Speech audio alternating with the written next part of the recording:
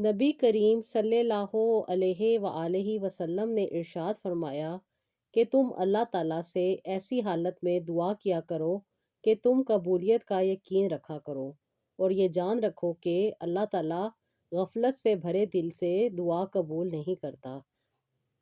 अल्लाह की तरफ से की गई देर में कितनी खैर है, ये तुम्हें तब समझ में आएगा जब ये सब्र के अश्क सजदे शुक्र के सजदों में बदल जाएंगे और उस वक्त तुम कांपते लबों से उसके अलमजीद होने की गवाही दोगे।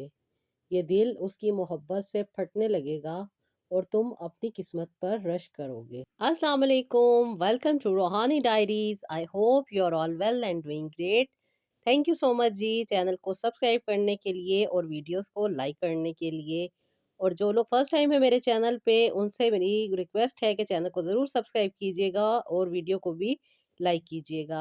और अगर आपको लगे कि आप किसी के साथ ये वीडियो शेयर करके उसकी ज़िंदगी में आसानी ला सकते हैं, उसकी ज़िंदगी में मोटिवेशन आ सकती है, तो ज़रूर शेयर कीजिएगा। तो जी आज की जो स्टोरी मुझे सेंड की है ये की है जी आसिया ने कराची से। और लिखती हैं, अस्सलाम वालेकुम आपी। हम बहुत छोटे थे जब से हम घर में लड़ाई झगड़े देख रहे थे।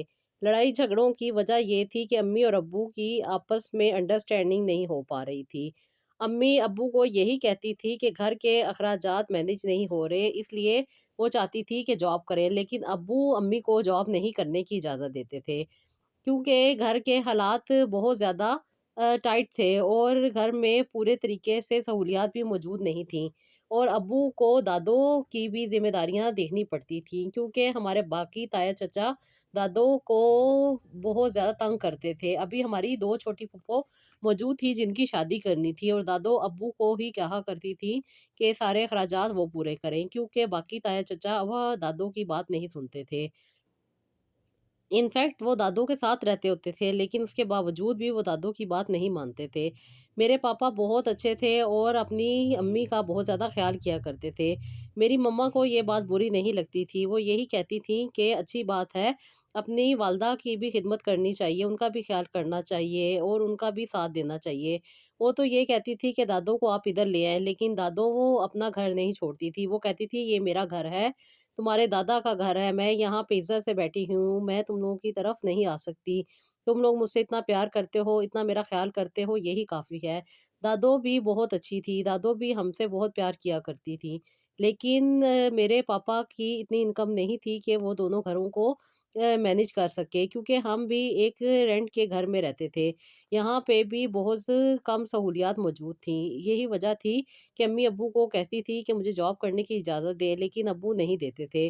अब्बू अम्मी को हमेशा इसी बात पे डाँट दिया करते थे और अम्मी भी खामोश हो जाती थीं और यही बात मसले बनाती जा रही थी क्योंकि हमारी ज़रूरियात पूरी नहीं हो रही थी। इनफैक्ट हम बिल्कुल छोटे स्कूलों में पढ़ते थे। मेरी मम्मा की ख़्वाहिश थी कि उनकी औलाद अच्छी जगह पे पढ़े। मेरे 2 बड़े भाई और तीसरे नंबर पे मैं और मुझसे एक छोटी बहन भी थी।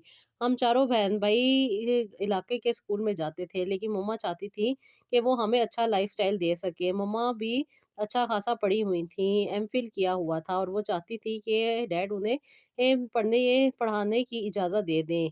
लेकिन डैड ऐसा नहीं चाहते थे क्योंकि वो बहुत ज़्यादा परेशान रहते थे कि रिश्तेदार क्या सोचेंगे कि मैं अपने बीवी बच्चों की ज़रूरियात नहीं पूरी कर सकता। इस पे मम्मा-पापा को यही कहती थी कि कोई ऐसी बात नहीं है, जो रियलिटी है वो है, इसमें ऐसी कौन-सी बात है। मियाँ-बीवी अगर दोनों मिलके घर चलाएँगे तो घर अच्छे तरीके से चल जाएगा। लेकिन पापा की समझ में ये बात नहीं आती थी और पापा हमेशा उन्हीं कंज़र्वेटिव लोगों की बात किया करते थे कि वो ये कहेंगे और वो कहेंगे, जिस पे मम्मा चिढ़ जाया करती थीं।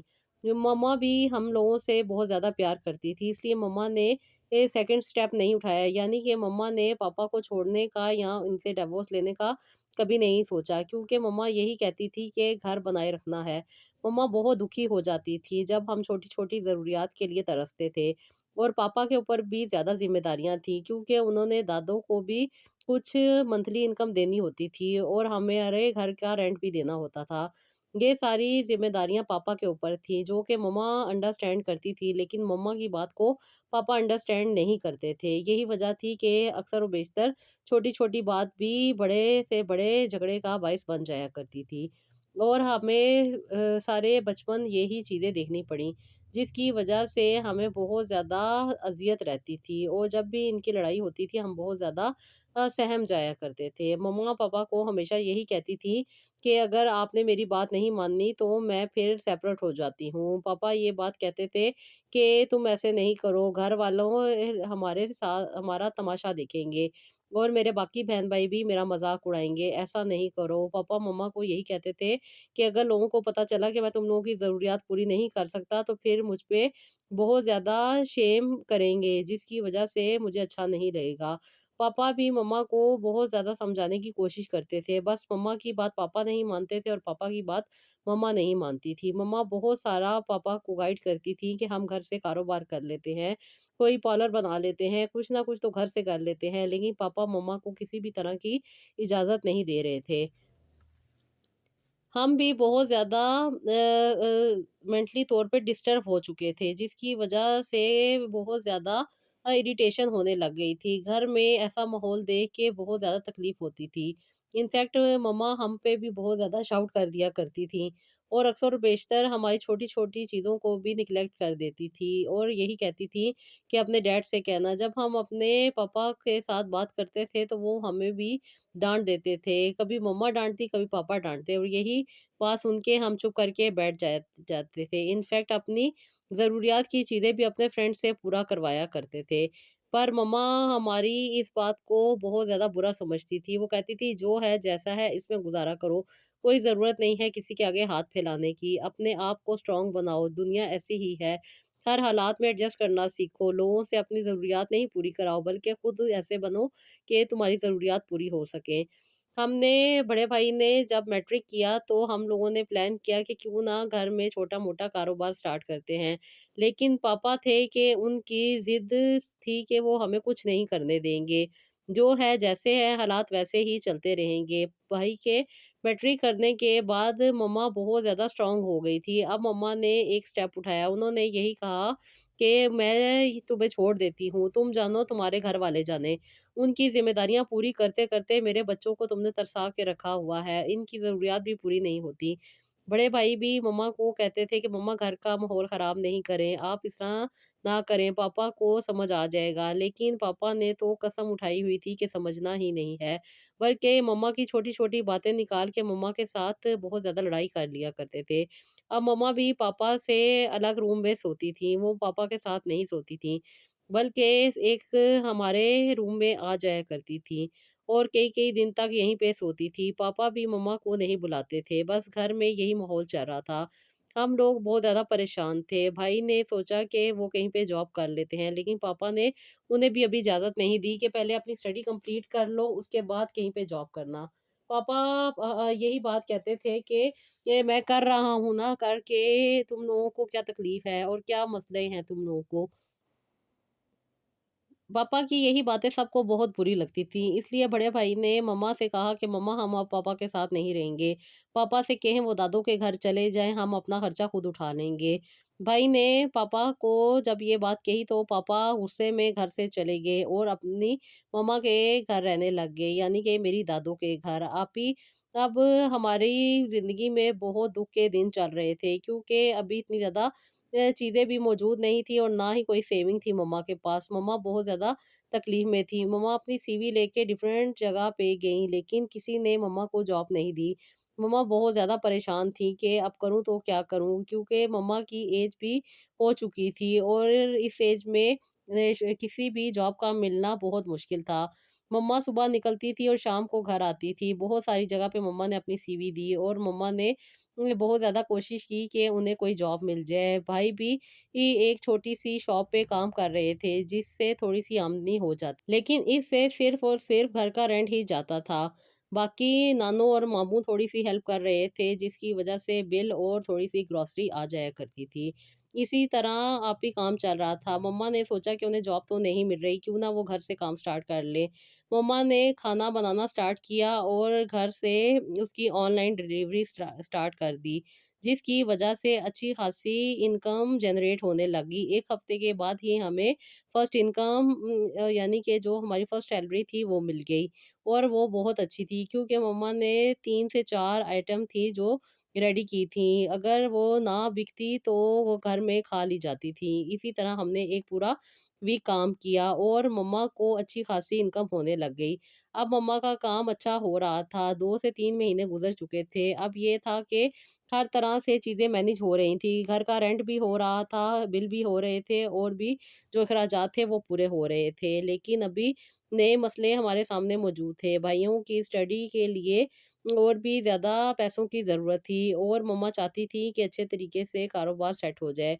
कारोबार तो चलने लग गया था, लेकिन साथ-साथ और भी ज़्यादा पैसों की ज़रूरत थी, क्योंकि भाई की स्टडी के लिए मम्मा ने सोचा था कि इनको अब्रॉड भेजेंगी और मम्मा हमेशा हमें अच्छा लाइफ़स्टाइल देना चाहती थी। मम्मा ने फूड पांडा के साथ-साथ मम्मा ने घर में एक पार्लर भी बना लिया था। एक छोटे से रूम को रेनोवेट करवाया और उसमें एक मिरर लगा लिया, साथ एक चेयर रख ली और बाहर बोर्ड लगा दिया, जिससे गली की जो ख़वातीन थी वो आने लग गईं। छोटे-छोटे काम थे जो वो बहुत आसानी के साथ मम्मा से करवा लेती थीं।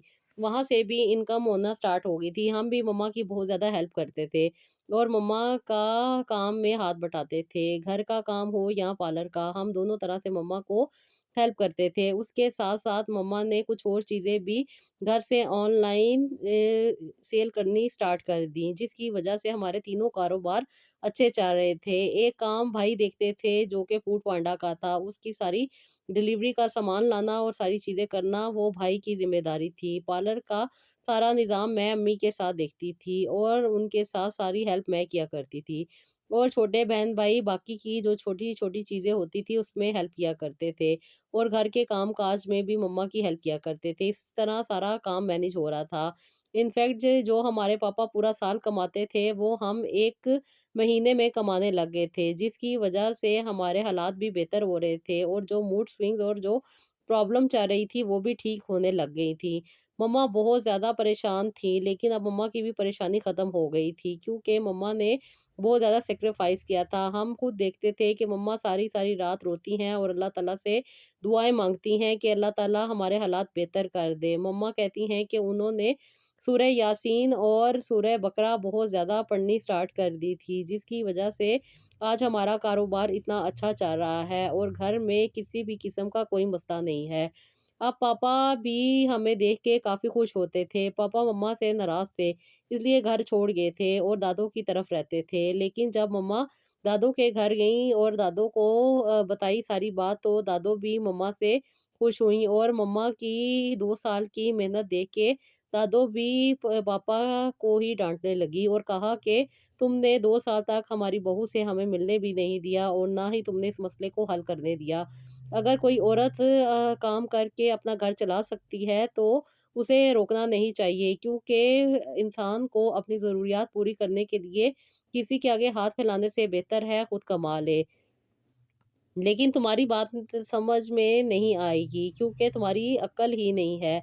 पापा दादों के साथ भी गुस्सा करने लग गए और दादों को भी बुरा भला कहने लग गए। अब तो बात समझ नहीं आ रही थी कि ये क्या हो रहा है। मम्मा ने तो प्रूव करके दिखाया है कि वो कर सकती हैं। हर तरह से अपना कारोबार मैनेज कर रही थी, 3-3 कारोबार इकट्ठे चला रही थी और अपने बच्चों को भी पाल रही थी और उनकी भी ज़रूरियात पूरी कर रही थी।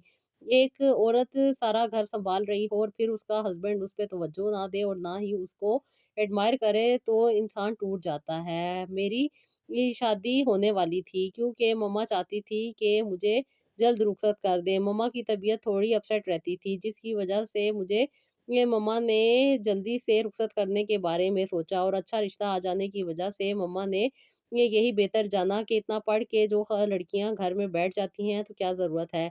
मुझे ग्रेजुएशन के बाद ही मम्मा ने रुखसत करने के बारे में सोच लिया। मेरे रिश्ते में मेरे खाला के बेटे के साथ तय था, क्योंकि मम्मा और खाला बहुत अच्छी दोस्त रहीं और हमेशा अच्छी ज़िंदगी गुज़ारी, इसलिए उनके बेटे के साथ मम्मा ने मेरा रिश्ता पहले से तय किया हुआ था। लेकिन अब हालात अच्छे थे और काफ़ी बेहतरी आ चुकी थी और पापा के बदले रवैये की वज़ह से कहीं आउट ऑफ फैमिली में रिश्ता करना भी बहुत मुश्किल हो जाना था, क्योंकि खाला के बेटे ने बाहर जाना था, इसलिए मम्मा ने कहा कि क्यों ना मेरी रुखसती करके ही उसे बाहर जाने दिया जाए, ताकि दोनों मियाँ-बीवी अपनी ज़िंदगी बेहतर तरीके से जी सकें। जो कुर्बानियाँ और जो अज़ियतें मम्मा ने सही थी, वो चाहती थी कि मैं ना सहूँ। इसलिए मम्मा ने ये बात मुझसे की कि मैं तुम्हारी रुखसती करना चाहती हूँ और चाहती हूँ कि तुम अपने हस्बैंड के साथ उसका हाथ बटाओ और अगर तुम्हारा दिल हो तो जॉब भी करो। इसमें कोई बुराई नहीं है कि कोई औरत घर में बैठी रहे और अगर वो तुम्हारे साथ एडजस्ट करता है और तुम्हें शौक है तो तुम ज़रूर जॉब करना। ख़ैर ऐसी बात नहीं थी, मेरे हस्बैंड के वसाइल बहुत अच्छे थे क्योंकि ये बहुत अच्छी जगह पे जॉब करते थे। इसी वजह से इन्हें दुबई जाना था और अपने सेटअप को सँभालना था। मम्मा ने उससे पहले यही कह दिया था कि मैं अपनी स्टडी कंटिन्यू रखूँगी और अपनी स्टडी भी अच्छे तरीके से कंप्लीट करूँगी। ये बात मेरी खाला को भी पता थी, इसलिए किसी भी बात की कोई टेंशन नहीं थी। लेकिन पापा का बदला रवैया और पापा की अजीब हालत हमें समझ नहीं आ रही थी कि पापा के साथ क्या हो रहा है और पापा ऐसा हमारे साथ क्यों बिहेव कर रहे हैं। जबकि मम्मा ने कोई भी अपनी टेंशन पापा के ऊपर कभी नहीं डाली, ना ही पापा को कभी तंग किया और ना ही पापा को कभी किसी भी बात के लिए मम्मा ने बुरा भला कहा। हमेशा पापा को सपोर्ट किया है और पापा को का साथ दिया है। इनफैक्ट वो जब अपनी सैलरी में से दादू को और फूफो को खर्चा देते थे तब भी मम्मा नहीं बोलती थी क्योंकि मम्मा हमें भी यही सिखाती हैं कि बहन भाई एक दूसरे का साथ देने के लिए होते हैं और एक दूसरे की जिम्मेदारी पूरी करते हैं। मम्मा ने कभी भी हमें नेगेटिव थॉट्स नहीं दिए और ना ही हमारे साथ कभी नेगेटिव टॉक की। हमेशा मम्मा पॉजिटिव रहने और पॉजिटिव काम करने का ही कहा करती थी। अब मेरी रुखसती होने वाली थी और पापा का आना ज़रूरी था, लेकिन पापा ने आने से इनकार कर दिया। हम बहुत परेशान थे कि ये क्या होता जा रहा है। पूरे ख़ानदान में पापा ये चाहते थे कि बदनामी ना हो, लेकिन अपनी ही हरकतों की वजह से पापा पूरे ख़ानदान में बदनामी का बाइस बन रहे हैं, जिसकी वजह से सिर्फ़ और सिर्फ़ हमें सुनना पड़ेगा और हमें ही बर्दाश्त करना पड़ेगा। हम पापा के इस रवैये की वजह से बहुत परेशान थे, मम्मा भी बहुत ज़्यादा परेशान रहती थीं और वो बहुत ज़्यादा रोती थीं और अल्लाह ताला से दुआएँ करती थी कि अल्लाह ताला मेरे हस्बैंड को भी ठीक कर दे और उन्हें भी वापस ले आएँ, क्योंकि पापा और मम्मा का बहुत ज़्यादा प्यार था। लेकिन हमारी ज़रूरतें पूरी ना करने की वजह से मम्मा और पापा में अक्सर और बेशतर लड़ाई झगड़े रहते थे। यही बात थी कि मम्मा ने ये प्रूव करके दिखाया कि वो कर सकती हैं और ये बात पापा को बर्दाश्त नहीं हो रही थी। पापा को गिल्ट फ़ील हो रहा था और वो अपने आप को शर्मिंदा समझ रहे थे, लेकिन ऐसी बात नहीं थी। जो जिसके नसीब में होता है उसको मिल के रहता है। मम्मा यही कहती थीं कि अल्लाह ताला ने किसके हाथ में कितना रिज़्क लिखा है, ये अल्लाह ताला का फ़ैसला है और अल्लाह ताला बेहतर जानते हैं कि किसको कब कहाँ कैसे देना है। ये अल्लाह का करम था कि अल्लाह ताला ने हमें इस काबिल बना दिया कि आज हम अपनी सारी ज़रूरतें भी पूरी कर सकते हैं और अपनी लाइफ़स्टाइल को भी मेंटेन कर सकते हैं। मेरे छोटे बहन-भाई एक अच्छे स्कूल में पढ़ रहे हैं और उनकी भी स्टडी पे अच्छा खासा खर्चा हो रहा है, जो कि मम्मा के तीनों कारोबारों से इनकम होने पे हो रहा है और बड़े भाई को मम्मा ने बाहर भेजने का सोचा है, इसलिए मम्मा और भी ज़्यादा मेहनत करती हैं कि अच्छी इनकम हो। ताकि भाई के भी सारे अखराजात पूरे हो सकें। लेकिन भाई हमेशा यही कहते हैं कि मम्मा मैं आपका साथ दूँगा, मैं कभी आपको छोड़ के नहीं जाना चाहता। मुझे यहीं पे स्टडी कंप्लीट करनी है, बाद में मैं आउट ऑफ कंट्री जॉब कर लूँगा। कोई नहीं, जहाँ पे जिसका रिज़्क लिखा होता है मिल के रहता है। मेरे भाई भी बहुत अच्छी सोच के मालिक हैं, लेकिन मेरी रुखसती के लिए पापा का आना बहुत ज़रूरी था। मम्मा दिन-रात यही दुआ करती थीं कि कहीं किसी तरह पापा का दिल मोम हो जाए और पापा वापस आ जाएँ। लेकिन पापा तो पत्थर दिल बन चुके थे, अब तो वो दादू के घर भी नहीं रहते थे और दादू कहती थी अक्सर और बेशतर तो वो घर भी नहीं आता। और ये बातें जब मम्मा को पता चली तो मम्मा बहुत ज़्यादा दुखी हुईं क्योंकि मम्मा जानती थीं कि कहीं न कहीं पापा कुछ गलत कर रहे हैं और यही वजह थी कि मम्मा हमेशा पापा की टो में लगने ही रहती थी, कारोबार के ऊपर इतनी तवज्जो नहीं दे रही थी। और भाई को भी पापा के पीछे लगाया हुआ था कि पापा कहाँ जा रहे हैं, क्या कर रहे हैं, किससे मिल रहे हैं और क्या वजह है? ये बात मम्मा को बहुत ज़्यादा परेशान कर रही थी कि पापा का ये ऐसा बिहेवियर क्यों है? जब मेरे भाई ने पापा का पीछा किया तो पता चला कि पापा ने एक और ख़ातून के साथ शादी की हुई है। वो ख़ातून डिवोर्स थी और अब मेरे पापा ने उनके साथ निकाह किया हुआ है और उनके घर रहते हैं। ये बात जब मेरी मम्मा को पता चली तो मम्मा बहुत ज़्यादा तकलीफ़ में आई और मम्मा को इस तकलीफ़ की वजह से अपनी सेहत भी काफ़ी ज़्यादा वीक कर ली, जिसकी वजह से बहुत ज़्यादा परेशानी हुई और जो कारोबार इतने अच्छे जा रहे थे, वो भी डाउन हो रहे थे। अब बहुत ज़्यादा तकलीफ़ थी और ये बात मम्मा के लिए नाक़ाबिले बर्दाश्त थी कि पापा ने दूसरी शादी कर ली। मम्मा ने पापा से मिलने की कोशिश की, लेकिन वो ख़ातून जिनके साथ पापा ने शादी की थी, उन्होंने पापा से नहीं मिलने दिया। इनफैक्ट उन्होंने कहा कि पापा सो रहे हैं। मम्मा ने कहा कि उसे उठाओ, मैं उससे मिलना चाहती हूँ, क्योंकि मम्मा काफ़ी ज़्यादा ऊँचा बोल रही थी, लेकिन उसके बावजूद भी पापा नहीं उठ के आए।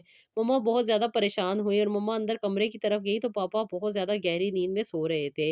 मम्मा ये देख के बहुत ज़्यादा परेशान हुई और उन्होंने पापा को हिलाने की कोशिश की, लेकिन पापा इस कहकर गहरी नींद में थे कि पापा को कोई होश नहीं था। ये बात देख के मम्मा और भी ज़्यादा परेशान हो गई कि पता नहीं पापा को क्या हो रहा है, क्योंकि मेरे पापा नमाज़ भी पढ़ते थे और कोई नशा वग़ैरह भी नहीं करते थे। किसी भी किस्म की कोई एडिक्शन नहीं थी। लेकिन अब पापा की हालत देख के मम्मा भी परेशान हो गई। मम्मा ने कहा कि इन्हें क्या हुआ है? क्या वजह है जो ये इतनी गहरी नींद में सो रहे हैं?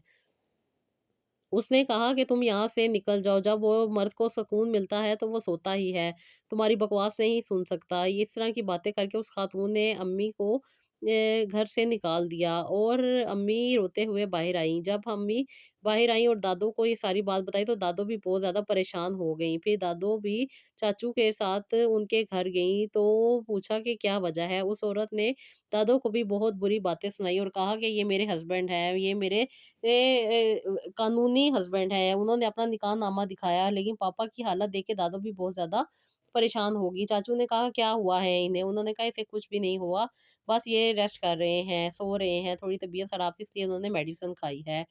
दादू ने पापा को उठाया और अपने घर लेकर आईं और इस औरत से कहा कि तुम्हें हमारे घर आने की कोई ज़रूरत नहीं है। पापा जब हमारे घर आए तो पापा की हालत बहुत ज़्यादा ख़राब थी, क्योंकि पापा की रिटायरमेंट हो चुकी थी और पापा को बहुत ज़्यादा पैसे मिल चुके थे, जिसकी वजह से इस खातून ने पापा के साथ शादी की थी और पापा की सारी दौलत को हथिया लिया था, जितना कुछ पापा को मिला था।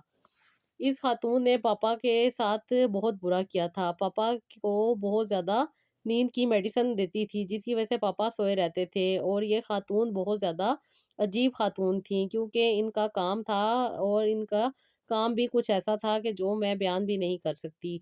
और पापा भी इनके हाथ में चढ़ गए थे, जिसकी वजह से पापा की ये हालत थी। बस कुछ ऐसी बातें हैं जो हमें करते हुए भी शर्म आती है और ये बातें मैं यहाँ पे बताना भी नहीं चाहूँगी। ख़ैर दादू ने पापा की इस हालत को देखा तो उनसे रहा नहीं गया। उन्होंने डॉक्टर को चेक करवाया तो डॉक्टर ने बताया कि इनके खून में बहुत सारी ऐसी चीज़ें मौजूद हैं जो कि नुकसान का बायस हैं और इनकी सेहत मज़ीद ख़राब हो जाएगी। पापा अंदर ही अंदर अपनी सेहत ख़राब कर रहे थे और अपने आप के साथ बहुत ज़ुल्म कर रहे थे। यही वजह थी कि आज पापा ना अपने घर के रहे और ना ही किसी और के। पापा ने अपने आप को बहुत ज़्यादा ख़राब कर लिया था, सिर्फ़ एक गुस्से की वजह से, जो कि नाक़ाबिले बर्दाश्त था, जिसकी वजह सिर्फ़ और सिर्फ़ पापा की अपनी अना थी या कुछ और था। ये बात हम अभी नहीं समझ पा रहे थे, लेकिन बहुत जल्द हमें ये बात भी समझ आ गई। जैसे ही डॉक्टर्स ने पापा को ट्रीटमेंट देना स्टार्ट किया, पापा ने ट्रीटमेंट लेने से इनकार कर दिया। पापा की हालत बहुत ज़्यादा ख़राब होती जा रही थी, लेकिन पापा मेडिसिन नहीं खाते थे, बहुत ज़्यादा परेशान रहते थे। मम्मा भी बहुत ज़्यादा परेशान थी कि पापा की हालत ऐसी क्यों है और अभी शादी भी करनी है, यानी कि मेरी रुखसती भी करीब थी। मम्मा बहुत ज़्यादा परेशान थी। मम्मा ने खाला के साथ बात की तो खाला ने कहा कि क्यों ना हम किसी अल्लाह वाले से कनेक्ट करके देखें कि क्या वजह है, हमें मालूम हो जाएगा। उन्होंने इलाके में मौजूद इमाम साहब से बात की तो उन्होंने एक ऐसे इंसान का बताया है जो ये सारी चीज़ें देखते थे। उन्होंने जब हिसाब लगाया तो पता चला कि पापा के ऊपर ब्लैक मैजिक है, जिसकी वजह से पापा की ये हालत है। हम नहीं जानते थे कि ये कौन करवाने वाला है। उन्होंने कहा कि मैं तुमको तोड़ करके दूँगा, तुम लोगों ने अपने पापा का ख़्याल रखना है। हम तो अपने पापा से बहुत ज़्यादा प्यार करते थे। मम्मा भी पापा से बहुत ज़्यादा प्यार करती थीं और मम्मा भी पापा को छोड़ना नहीं चाहती थी। इसलिए मम्मा ने भी कहा कि हम तो इनकी ज़िंदगी के लिए हमेशा दुआएँ करते हैं। इनके साथ बहुत ज़्यादा गुर्बत भी देखी, कभी इनका साथ नहीं छोड़ा। ये तो खुद ही हमें छोड़ के चले गए थे और इन्होंने हमारे हर चीज़ को नेग्लेक्ट किया। हमने तो इन्हें बहुत ज़्यादा मिन्नतें की और इन्हें बहुत ज़्यादा अपने साथ रखने की कोशिश भी की, लेकिन इन्होंने हर चीज़ को रिजेक्ट कर दिया था। और ये अपने गुस्से और अपनी तबीयत की वजह से हमारे साथ लड़ते थे। ये बात जब हमने उन्हें बताई तो उन्होंने कहा कि इनके ऊपर जो जादू किया गया है उसका मकसद भी यही था कि आप लोगों की तरफ से मुतनफ़िर हो जाए। और ये उनके साथ ही रहे जिन्होंने ये सारे काम किए हैं। उन्होंने अपने फ़ायदे निकालने थे और अपने फ़ायदे के लिए इनकी ज़िंदगी को ख़राब किया है। ख़ैर उन्होंने इस सारे मामले का तोड़ किया और मम्मा को यही कहा कि आपने सारी ज़िंदगी इन्हें 4 कुल और सूरह बकरा का पानी पढ़ के देना है।